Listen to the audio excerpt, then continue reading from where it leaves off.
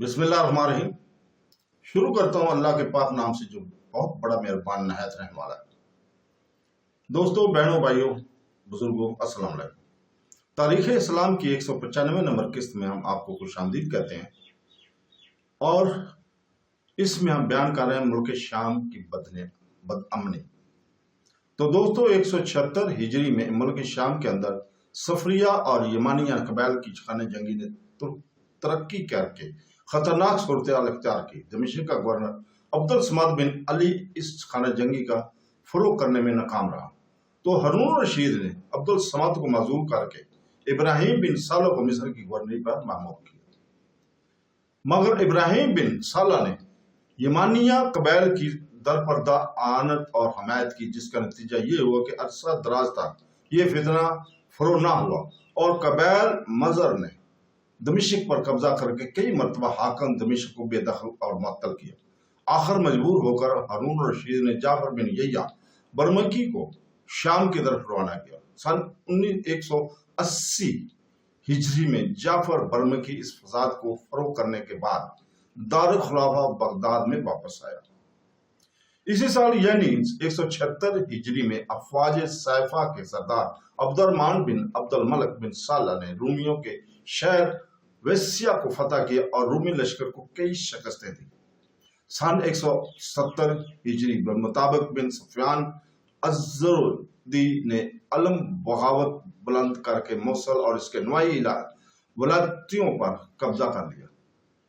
Governor मसूल को दारुल अमारत में मसूर और माबूस करके 4000 जंग आवरों को लेकर खरूज वसूल करना शुरू किया। ये हालात सुनकर हारून खुद बगदाद से फौज लेकर इस तरफ गया।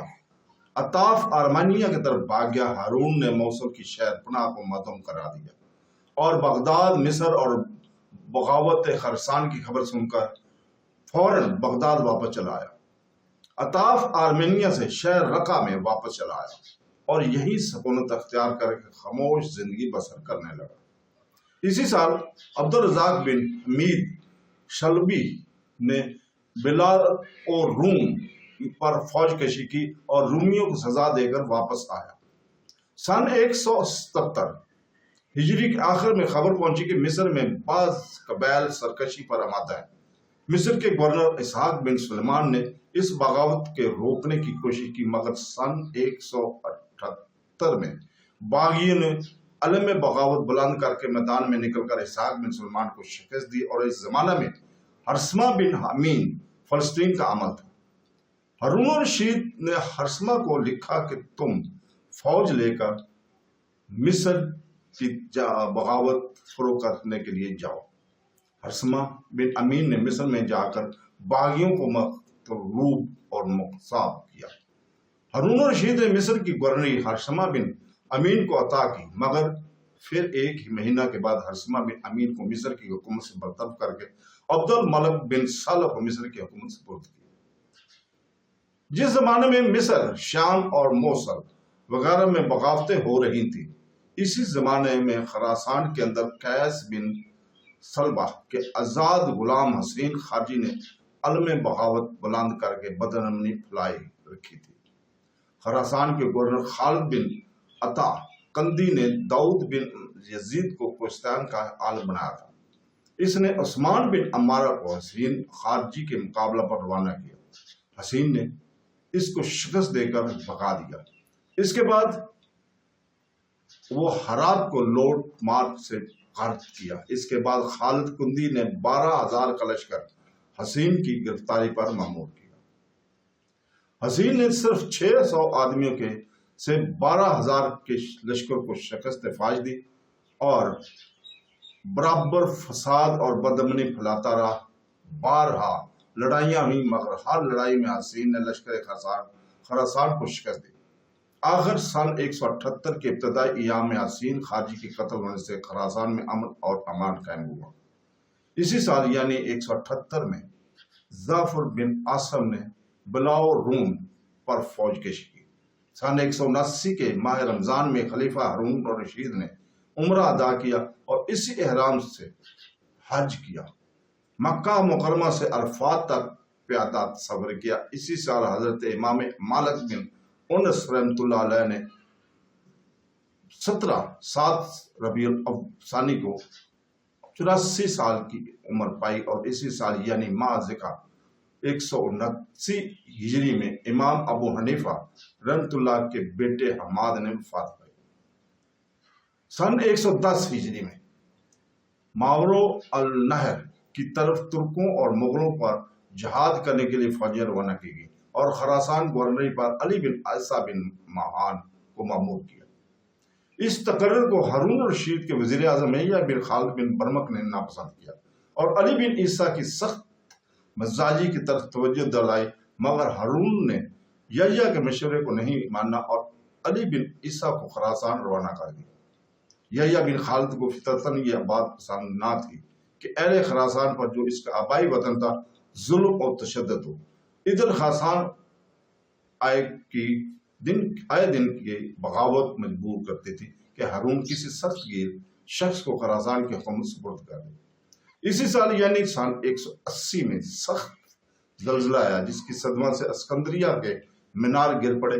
اسی سال ہشام بن عبد الرحمن سلطان اندلس کے انتقال ہوا اور اس کا بیٹا سلطان الحکم تخت نشین ہوا۔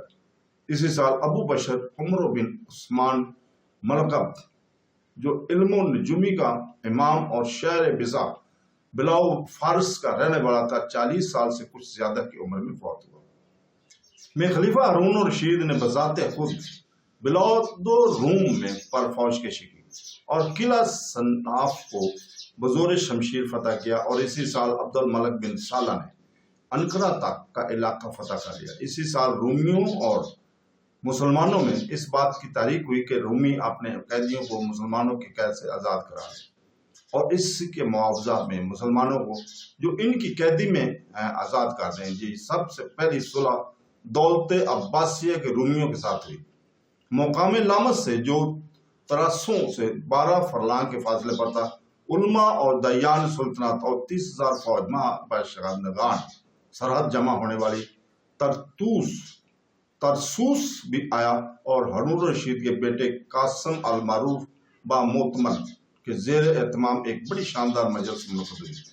رومی مسلمان قیدیوں کو جن کی تعداد 3,700 تھی لے کر آئے۔ ان کے معاوضہ میں موتمن نے عیسائی فوجیوں کو ان کے سپرد کر دیا۔ اسی سال ہرشمہ بن عین افریقہ کی گورنر سے مستعفی ہو کر بغداد آیا اور ہارون الرشید کی رکابی فوج کا افسر مقرر ہوا، اور محمد بن مختار بن حکیم افریقہ کی گورنری پر بھیجا گیا۔ مامون کی ولی عہدی ہم پہلے ذکر کر چکے ہیں۔ ہارون الرشید نے سن 175 میں اپنے بیٹے امین بن زبیدہ خاتون کو ولی عہد بنایا تھا۔ اسی وقت امین اور مامون دونوں کی عمر 5-5 سال تھی۔ ایسی چھوٹی عمر میں آج تک کوئی ولی عہد کسی مسلمان فرما بردار نے نہیں بنایا تھا۔ اب ہارون نے سن 182 میں اپنے بیٹے مامون بن مروجل کو، جبکہ اس کی عمر 12 سال کی تھی، ولی عہد بنایا، یعنی لوگوں سے اس بات کی بیعت لی کہ امین کے بعد مامون تخت خلافت کا مالک ہوگا۔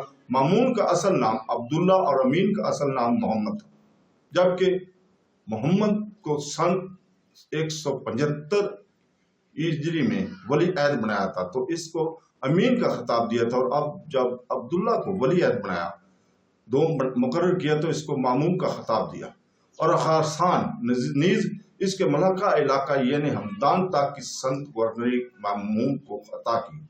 عیسیٰ بن علی گورنر خراسان کو طلب کیا، اور جب وہ آ گیا تو مامون کی طرف سے اس کو خراسان کی حکومت کی سند دے کر خراسان کی جانب واپس کر دیا۔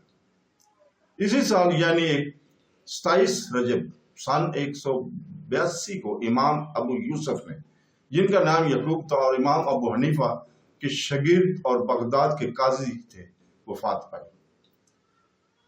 جب عیسیٰ بن علی مامون و رشید کی تقریب ولی عہدی کے سلسلے میں بغداد کی طرف آیا تو ابو حذیف وہب بن عبداللہ نسائی نے علم بغاوت بلند کر کے خراسان میں لوٹ مار شروع کر دی۔ جب عیسیٰ بن علی نے واپس جا کر اس کا تعاقب کیا تو وہب نے خائف ہو کر امام طلب کیا चुनाचे इसको ऐमान दे देगी और वो खामोश होकर बैठ गया। इस वाक़या के बाद ही ये खबर मशहूर हुई कि बालाओ केस में हमजा बिन अतरक खारजी ने खरूज किया और शहरों पर कब्जा करना चाहता है। रात में इन दिनों उमरो ये बिन यजीदी आमल था। इसने 6000 सवारों को जमीत लेकर हमजा पर हमला किया।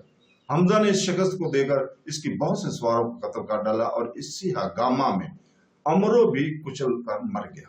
ये सुनकर अली बिन ईसा ने अपने लड़के हसन बिन अली को 10,000 फौज देकर हमजा के मुकाबले को रवाना किया, मगर हसन ने हमजा का मुकाबला न किया। तब अली बिन ईसा ने अपने दूसरे बेटे ईसा बिन अली को मामूर किया। मुकाबला हुआ और हमजा ने ईसा बिन अली को शिकस्त देकर भगा दिया।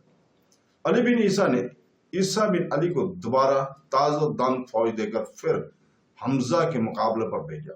मकाम निशापुर पर मरका हुआ। इस मरका में हमजा शिकस्त खाकर कहकस्तान की तरफ गए। ईसा बिन अली ने ओक, जोहिन और इन कस्बात और देहात की तरफ अपने लश्कर को मुतय्यन किया जो हमजा की मदद कर रहे थे और नहायत बेरहमी से चुन चुन कर खारिज को कत्ल किया। यहाँ तक कि 30,000 आदमी इस तरह मारे गए। इसके बाद ईसा ने मकाम जरजंज में अब्दुल्ला बिन अब्बास सभी को माले गनीमत समेत जमा करने के लिए छोड़कर खुद काबल तक बढ़ता चला गया। अबू हसी वाह बिन अब्दुल्ला जो शहर निसा में अमान तलब करने के बाद खामोश बैठा था, मैदान खाली देखकर ऐद शक्नी पर मुस्तैद हो गया और बागियों का एक गिरोह कसीर अपने गिरोह जमा करके तोस और निशापुर पर काबज हो गया। इधर हमजा ने अपने मुख्तसर जमीन से गांव और कस्बों पर छापे मारने और रास्ते लूटने शुरू कर दिए। गर्ज हमजा और वाब ने 4 साल तक अली बिन ईसा और इसके हमराइयों को चैन से नहीं बैठने दिया। इस अरसा में बाज़ अबू नसीब ने मोरों का भी मुआसरा किया। आखिर सन 186 में वाब के मारे जाने से खरासान में अमन अमान कायम हुआ। अली बिन ईसा ने अहले खरासान पर सख्त तशद्दुद शुरू किया। इसी साल 182 में अब्दुलरहमान बिन अब्दुल मलिक बिन सलाह साफा के बाद बगर्ज जहाद बिला रोम की तरफ रवाना हुआ। तो दोस्तों, इसके साथ ही आज इजाज़त चाहते हैं। कल तक के लिए।